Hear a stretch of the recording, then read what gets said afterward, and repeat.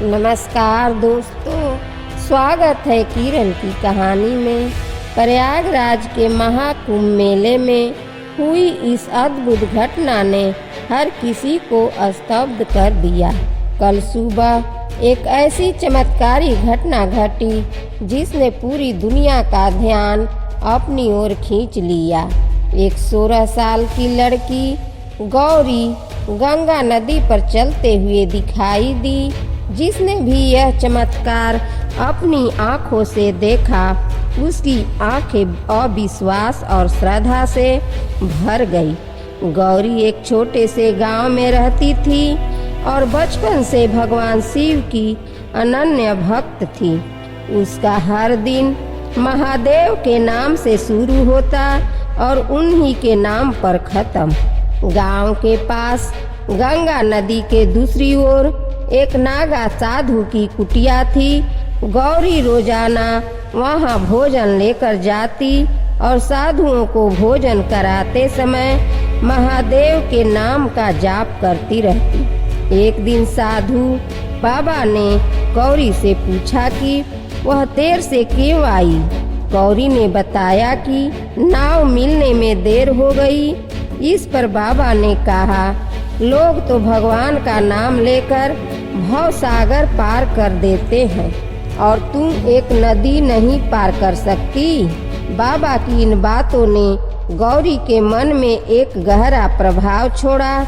उसने ठान लिया कि वह महादेव के नाम का सहारा लेकर गंगा नदी पार करेगी। अगली सुबह गौरी जल्दी ही साधु बाबा के पास पहुंच गई। बाबा ने आश्चर्य से पूछा, बेटी आज इतनी जल्दी कैसे आ गई। गौरी ने मुस्कुराते हुए जवाब दिया, बाबा आपने ही तो कहा था कि भगवान का नाम लेकर भव सागर पार करवा सकता है। मैंने महादेव का नाम लिया और गंगा नदी बिना नाव के पार कर ली। साधु बाबा को इस बात को विश्वास नहीं हुआ। वह प्रमाण के लिए गौरी को नदी किनारे ले गए। वहां उन्होंने अपनी आंखों से देखा तो गौरी महादेव का नाम जपते हुए गंगा नदी पर सहजता से चल रही थी। यह दृश्य देख साधु बाबा का सिर श्रद्धा से झुक गया। उन्होंने गौरी को प्रणाम करते हुए कहा, देवी आज से तू मेरी गुरु है। मैंने जीवन भर भगवान का नाम लेने का उपदेश दिया, पर तूने भगवान को अपनाकर उनकी शक्ति को साकार कर दिखाया। यह घटना केवल महादेव की कृपा का नहीं, बल्कि सच्ची भक्ति और विश्वास की शक्ति का अद्भुत उदाहरण है।